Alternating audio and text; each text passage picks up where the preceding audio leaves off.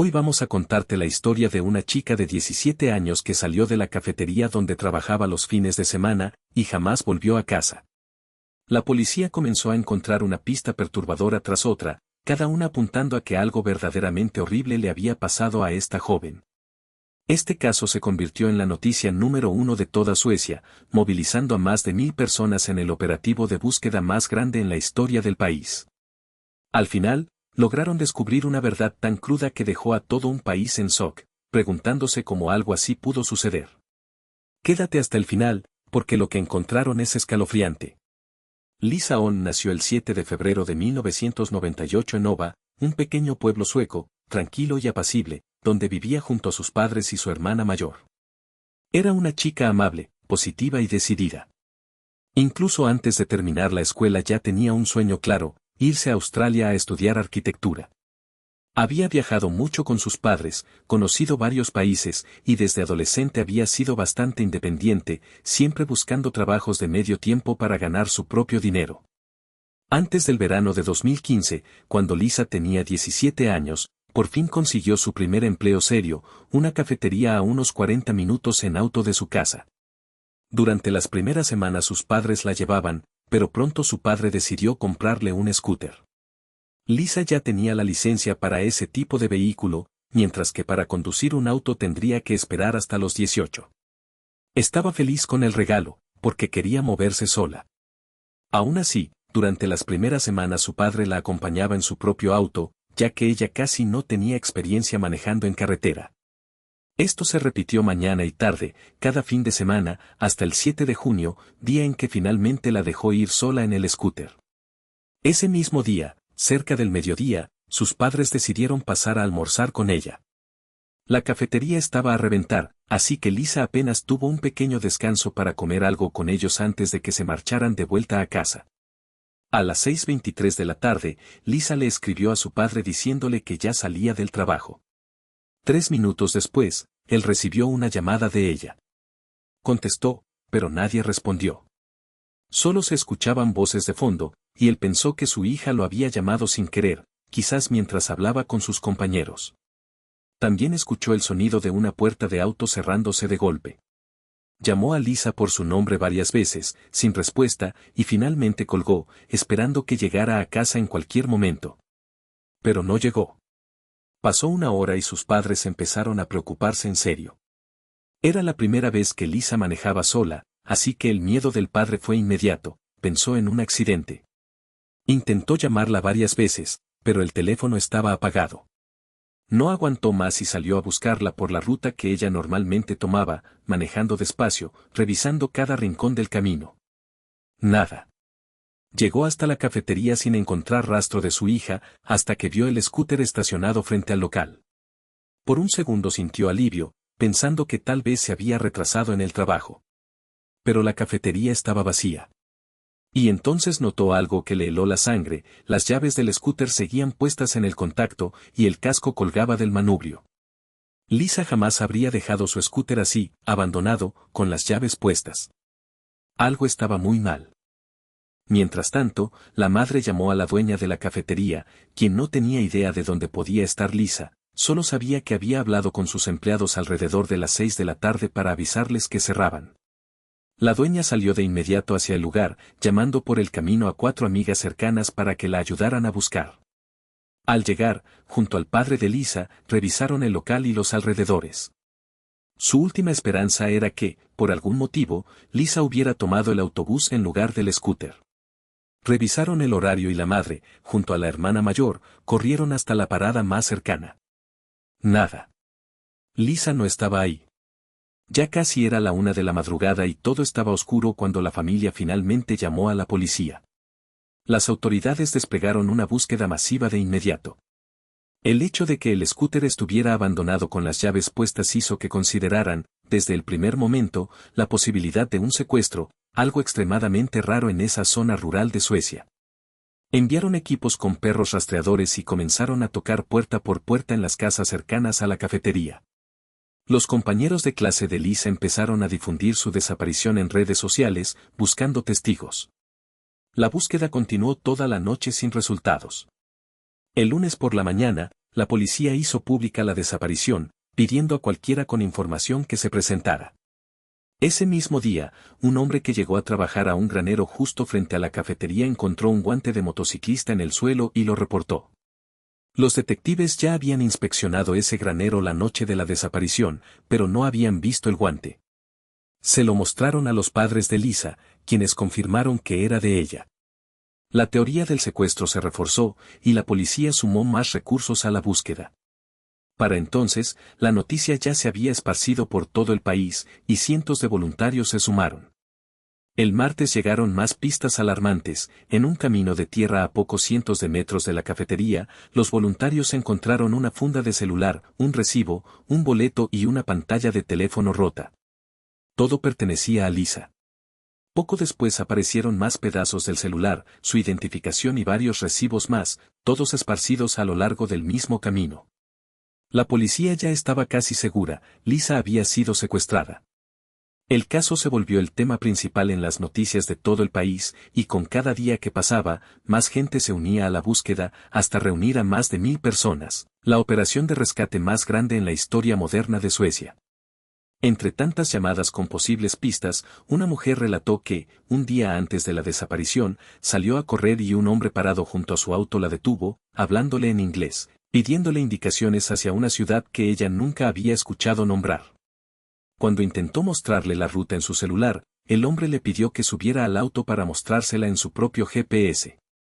Ella se negó, y notó algo más, creía haber visto a ese mismo hombre trabajando en las reparaciones del granero frente a la cafetería. Otra empleada del lugar recordó haber visto, el mismo día de la desaparición, a 2 hombres parados al otro lado de la calle, mirando fijamente hacia el establecimiento. Al día siguiente, el padre de Lisa, junto a unos amigos, volvió a recorrer el camino de tierra donde se habían hallado las pertenencias de su hija. Caminando un poco más lejos, encontró su licencia de conducir y las llaves de su casa. Todo indicaba que Lisa había sido trasladada por ese camino mientras el secuestrador arrojaba sus cosas por la ventana del vehículo. Esa misma noche, un amigo del padre, al pasar frente a la cafetería, notó que la cinta policial ya no estaba en el granero. Decidió entrar con una linterna a revisar de nuevo, y algo brillante en el suelo llamó su atención, un arete de mujer, y muy cerca, otro igual. Los padres confirmaron que eran de Lisa. La policía volvió a sellar el granero para una inspección mucho más profunda, esta vez con expertos forenses y perros. Y ahí encontraron algo inesperado, detrás de una de las paredes, heces humanas. Los forenses explicaron que, al cometer crímenes extremadamente violentos, el cuerpo puede liberar tanta adrenalina que provoca una necesidad incontrolable de defecar, algo que se ha documentado en asesinos antes o durante sus crímenes. Enviaron la muestra a análisis de ADN. El viernes, el área de búsqueda se amplió hasta una granja a unos 2 kilómetros de la cafetería, un complejo de varios edificios donde trabajaba mucha gente. Poco después de llegar el equipo de voluntarios, aparecieron 2 hombres que no hablaban sueco, solo inglés. Uno de ellos aseguró que la policía ya había revisado esa granja, pero el líder del equipo de búsqueda no le creyó y decidió continuar de todos modos. Los 2 hombres se quedaron un rato observando a los voluntarios antes de irse en su auto. Una hora después, entre unas ramas amontonadas detrás de un establo, el equipo encontró un casco de motociclista, una chaqueta y unos audífonos. Todo era de Lisa. La policía ya tenía una idea de quién podía estar detrás de esto. Desde los primeros días habían visitado todas las casas cercanas a la cafetería, y en una de ellas vivían 2 hermanos lituanos junto a la esposa de uno de ellos. Los 3 eran los únicos en varios kilómetros a la redonda que no hablaban sueco, solo inglés. Además, los hermanos trabajaban tanto en el granero frente a la cafetería como en la granja donde se había hallado el casco de Lisa, y el camino de tierra donde aparecieron sus pertenencias llevaba directo hasta su casa. Sin otros sospechosos a la vista, la policía decidió interrogarlos a los 3. Mientras tanto, los forenses seguían trabajando en la granja y su atención se posó en un viejo tráiler rodeado de pasto alto, que parecía llevar años sin uso, excepto que, junto a la puerta, el pasto estaba aplastado, como si algo hubiera estado ahí recientemente, y parte de él quedaba atrapado bajo la puerta, señal de que había sido abierta hacía poco. Apenas la abrieron, un fuerte olor a descomposición los golpeó de lleno. Adentro había varios casilleros para ropa, todos cerrados con llave excepto uno. Al revisar ese casillero, entre un montón de trapos y ropa vieja, encontraron el cuerpo de Lisa. Tenía una soga alrededor del cuello y una gran cantidad de cinta adhesiva sobre la cabeza. Su pantalón estaba bajado y su camisa levantada. Los médicos forenses determinaron que había muerto por estrangulamiento, aunque no encontraron signos de agresión sexual. Toda su ropa fue enviada al laboratorio mientras la noticia del hallazgo se esparcía por todo el país en cuestión de horas. El caso ya llevaba días dominando los titulares en Suecia, y cuando se confirmó el brutal asesinato de Lisa, el país entero quedó conmocionado. Crímenes así eran prácticamente inexistentes ahí, y nadie podía creer que alguien fuera capaz de algo tan cruel. El mismo día que se encontró el cuerpo, ocurrió algo perturbador en Internet. Usuarios de YouTube descubrieron un video subido 13 días antes del asesinato, titulado simplemente 13, con un contador regresivo. Lo más inquietante era el nombre del canal, Lisa Home. La noticia se viralizó de inmediato y muchos empezaron a hablar de una posible premonición del crimen. Pero la explicación real fue mucho más simple. Alguien había cambiado el nombre del canal y el título del video después de conocerse la noticia, probablemente buscando generar una teoría conspirativa o simplemente por una broma cruel. Para entonces, la policía ya había llevado a los dos hermanos y a la esposa a interrogatorio. Los tres negaron cualquier participación y se dieron coartada mutua. El hermano mayor, Naris, decía haber estado dormido en su cuarto, su esposa, cocinando, y el hermano menor, en la computadora. Naris agregó que alrededor de las 8 de la noche había salido a una gasolinera a comprar pizza y cigarrillos. La policía dudaba de esas versiones, ya que los tres bien podían estar cubriéndose entre sí, así que tomaron muestras de ADN a los tres. Por el momento, no había nada que los vinculara directamente al crimen. Pero eso no duró mucho.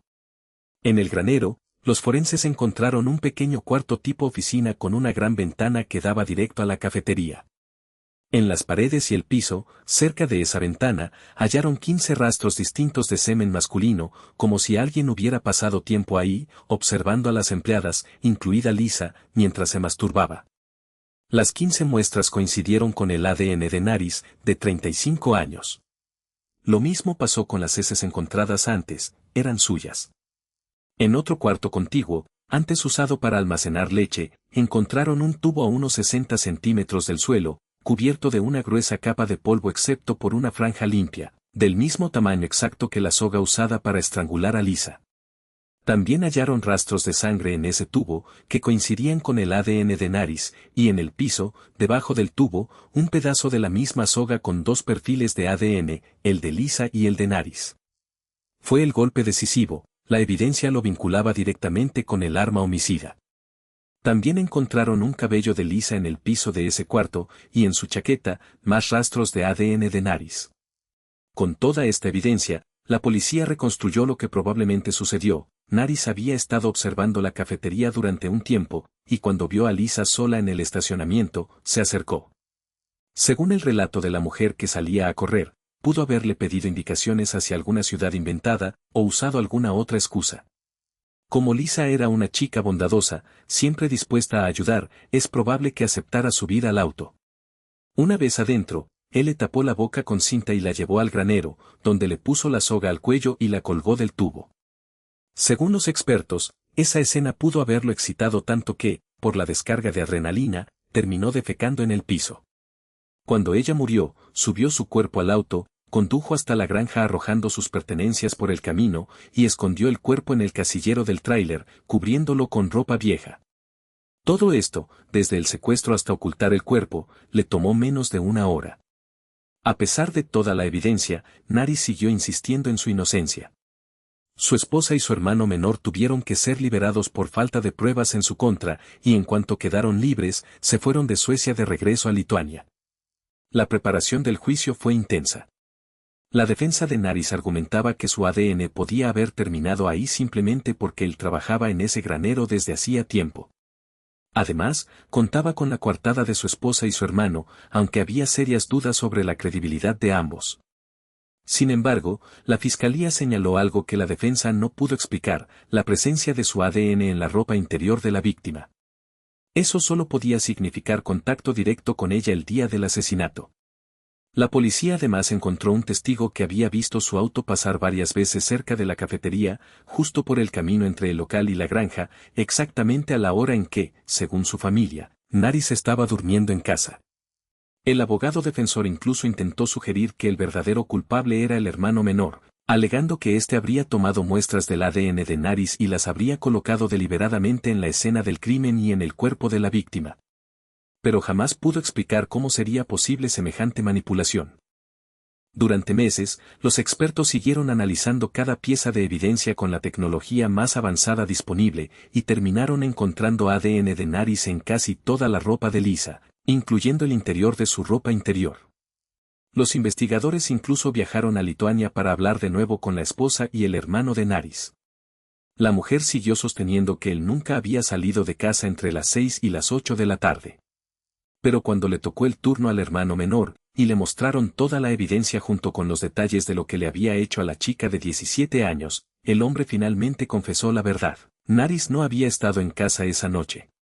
Había regresado recién a las 7:30, cubierto de tierra, y de inmediato metió toda su ropa a la lavadora. Cuando la policía comenzó a interrogar a los vecinos, Naris le susurró a su hermano que dijera que había estado en casa todo ese tiempo. Más adelante explicó que temía ser acusado injustamente por ser inmigrante y no tener coartada real. Su hermano, que hasta entonces realmente creía en su inocencia, entendió al fin que no era así. El funeral de Lisa se realizó apenas un mes después del asesinato. La iglesia tenía capacidad para 130 personas, pero llegaron muchísimas más a despedirla, tantas que tuvieron que instalar bancas y pantallas afuera para que todos pudieran seguir la ceremonia. El juicio comenzó 4 meses después del crimen, con todo el país pendiente de cada detalle. El abogado de Naris insistió en la teoría de la contaminación por su trabajo en el granero, pero la fiscalía demostró que esa versión no tenía sentido, especialmente en el caso de la ropa interior de la víctima, donde el ADN solo podía haber llegado por contacto directo. El juicio duró un mes, y al final, Naris fue declarado culpable de asesinato y condenado a cadena perpetua en una prisión de máxima seguridad que, siendo Suecia, se parecía más a un hotel de 3 estrellas que a una cárcel. Su abogado apeló la sentencia, pero la apelación fue rechazada a inicios de 2017. Poco después, el propio Naris solicitó ser trasladado a una prisión en su país natal, Lituania, algo curioso considerando que las cárceles lituanas son notoriamente peores que las suecas. Aún así, la corte aprobó el traslado. Meses más tarde, su verdadera intención se hizo evidente, apeló ante un tribunal lituano y logró que su condena se redujera de cadena perpetua a 15 años. Pero la alegría le duró poco, porque semanas después la corte revirtió esa decisión, devolviéndole la cadena perpetua, ahora sin ninguna posibilidad de regresar a la cómoda celda sueca. 5 años después, en agosto de 2022, Naris enfrentó otro de los riesgos de estar en una prisión lituana, mientras trasladaban a un grupo de reclusos entre bloques, uno de ellos lo atacó con un arma improvisada. Sufrió heridas graves y murió camino al hospital. En cuanto a su esposa, la policía nunca descartó por completo cierta participación, aunque consideran prácticamente imposible que haya estado involucrada directamente en el secuestro o el asesinato, ya que de haber sido así, su ADN habría aparecido en la ropa o pertenencias de Lisa. Lo que no se puede descartar del todo es que supiera del crimen de su esposo y lo haya ayudado a evadir a la justicia con una coartada falsa. El hermano menor también sigue generando dudas. Empleadas de la cafetería recordaban haber visto a 2 hombres observando desde el granero, y si uno de ellos era Naris, el otro bien pudo haber sido su hermano. Sin embargo, su ADN nunca apareció ni en el granero ni en la ropa de Lisa, lo que hace muy poco probable que haya participado en el crimen. Es posible que ambos hermanos estuvieran ahí observando a las jóvenes empleadas, incluso comentando cosas inapropiadas entre ellos, pero solo uno de ellos decidió cruzar la línea y cometer algo tan monstruoso. ¿Y ustedes, qué opinan de este caso? Cuéntenme en los comentarios, y si llegaron hasta aquí, denle like y suscríbanse porque se vienen más historias como esta.